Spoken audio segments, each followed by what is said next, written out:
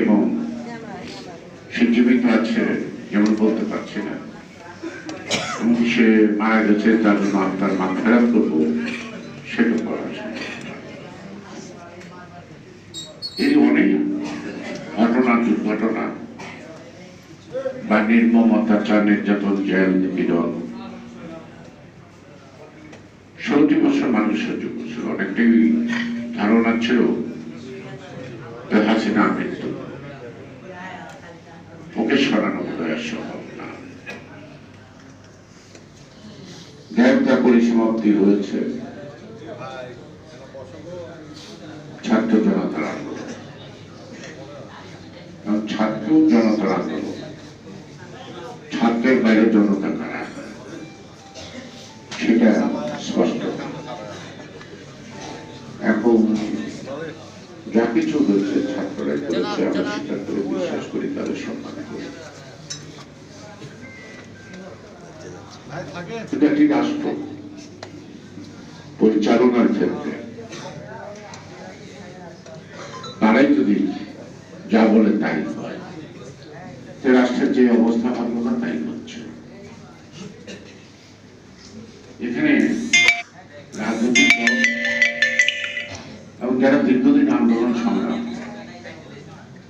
তাদের কর্মকাণ্ডকে যারা স্বীকৃতি না দিয়ে এবং যারা ক্ষমতা আছেন, ক্ষমতা মানে অন্তর্বর্তী সরকারের দায়িত্বে আছেন, তারাও যদি রাজনৈতিক দলগুলিকে উপেক্ষা করে পথ চলতে চায়, তাতে যা হবার তাই হয়, তাই হচ্ছে। আমার কাছে চারিদিকে তাকালে মনে হয় এটা বিভীষিকা অন্ধকার আমাদের জন্য অপেক্ষা করছে। ফেলে আসা দিনগুলিতে আমরা দৃশ্যমান শত্রুর মোকাবেলা করেছি এবং দৃশ্যমান শত্রুর বিরুদ্ধে আমরা লড়াই সংগ্রাম করেছি। কিন্তু এখন আপনি চারিদিকে তাকালে শত্রু দেখবেন না, খালি ঘটনা দেখবেন। একের পর এক ঘটনা করতে থাকবে বা করতে দিচ্ছে। এগুলিকে মোকাবেলা করার জন্য রাজনৈতিক দূরদর্শিতা দরকার। সেই রাজনৈতিক দূরদর্শিতা অন্তর্বর্তীকালীন সরকারের যারা আছেন তাদের কতটুকু আছেন মানে আমার কোনো সন্দেহ নাই।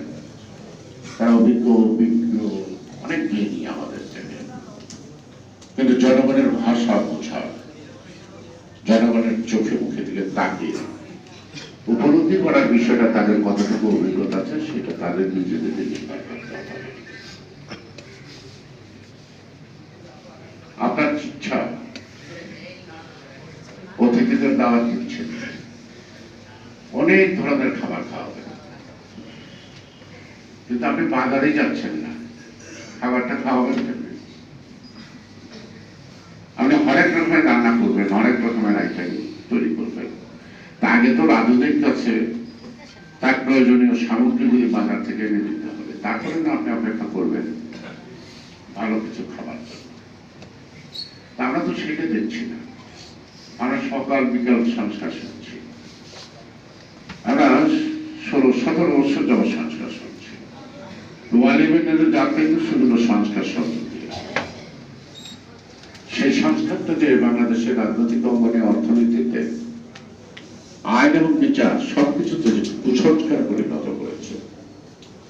এই মানুষ, দেশের মানুষ তার ধীরে ধীরে টের পেয়েছে এবং ধীরে ধীরে নির্যাতিত হয়েছে। খানিক ব্যাপারে বলছেন আমার সবচেয়ে ছোট কাকা এই শেষ তাকে মারা গেছে, আমি এটা কষ্ট পাইনি, এই জন্য সে স্বাভাবিক মৃত্যু হয়েছে। অর্থাৎ এই যে জীবনের যে স্বাভাবিক মৃত্যুর গ্যারান্টিটা আমাদের নাই। যদি দুর্ঘটনায় মারা যেত একটা কষ্ট পেত, যদি গুলিতে মারা যেত তাহলে আরেকটা বেদনা থাকতো, যদি গুম হয়ে যেত তাহলে আরেকটা অস্থিরতা থাকতো। কিন্তু একটা জিনিস হলো যে তিনি স্বাভাবিক মৃত্যুবরণ করেছেন। এই মাইকেল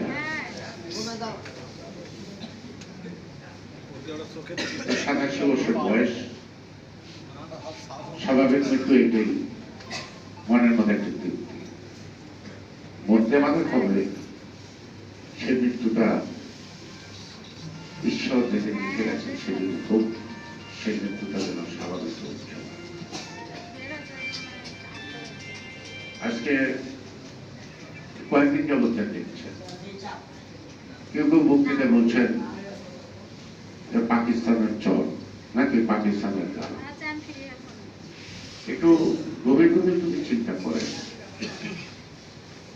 যে দেশ বলেছে এবং সেই দেশের আনুগত্য বদলে যে দলটি রাষ্ট্রীয় ক্ষমতায় ছিল, তারা যাদেরকে পাকিস্তানি দোষর করছে, এখন সেই দেশ তাদের দোষর হয়ে গেছে।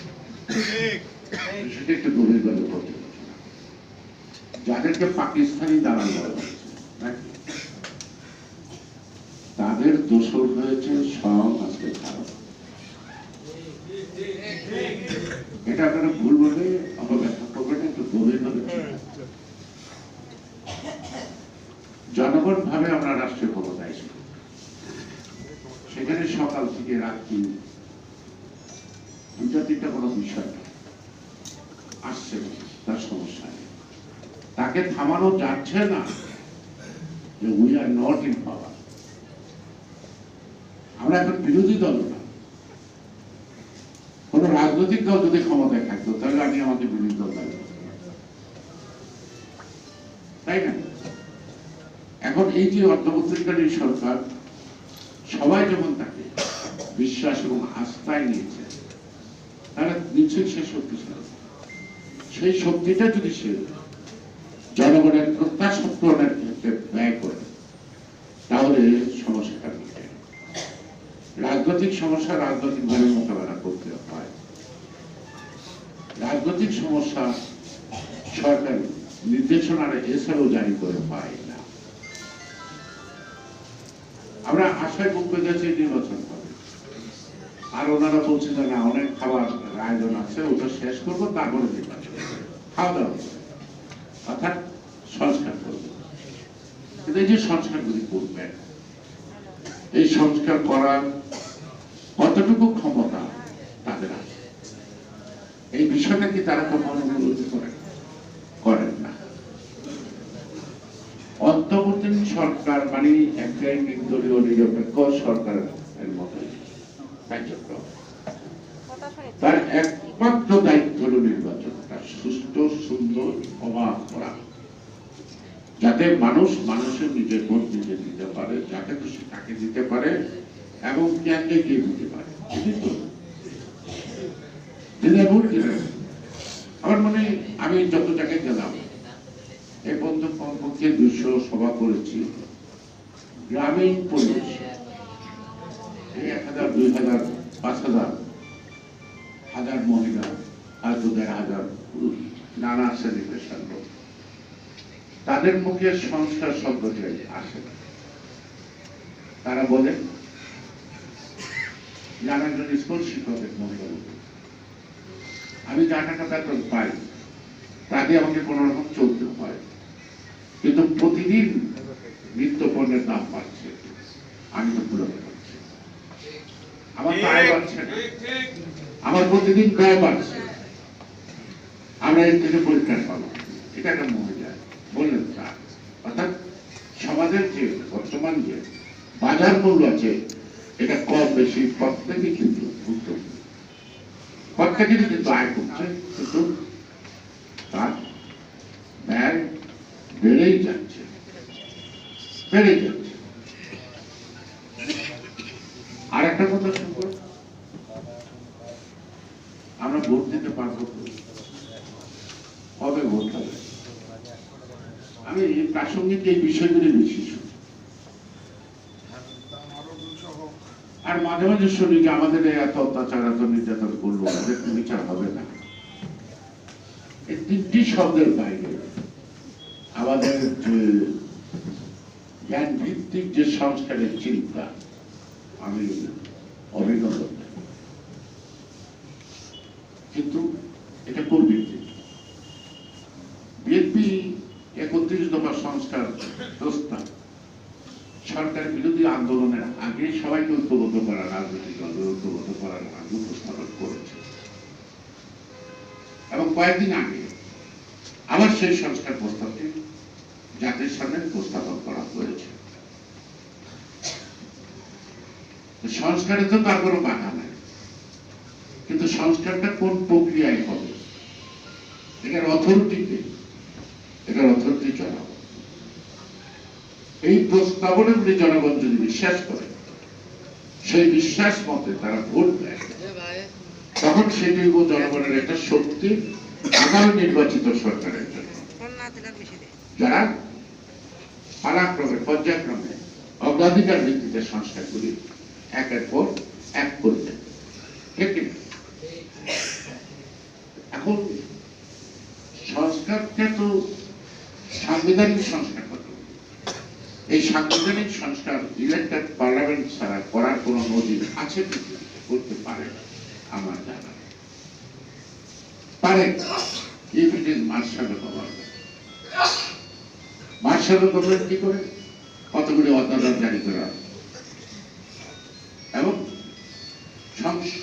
কনস্টিটিউশনের কিছু বেসিক যে ধারা আছে, মৌলিক ধারা আছে, সেগুলিকে স্থগিত, এটাকে আইনি চ্যালেঞ্জ করতে পারবেন, এটা করে পরে পরবর্তী সংসদ এই অধ্যাদেশের যে জারিকৃত বিষয় আইনগুলি আছে, সেই আইনগুলিকে সংবিধানে সংশ্লিষ্ট করে সংশ্লিষ্ট করে। এই সোজা কথাটা তো ওনাদের বোঝার কথা। আমাদের মতো যখন মূর্খ লোকটা বলছে, ওনাদের মতো একটা জ্ঞান করি আমাদের নাই, কিন্তু ওনারা রাজনীতিবিদদের এত মূর্খ ভাবে জ্ঞান, এটা আমি মাঝে মাঝে বিশ্বাস করি। রাজনৈতিক দলের সহযোগিতা ছাড়া তাদের এক কদম হাঁটার শক্তি নাই। রাজনৈতিক দলগুলি সহযোগিতা করতে চাইলেও তারা কি সহযোগিতা নেওয়ার মানসিকতা আছে, প্রস্তুতি আছে?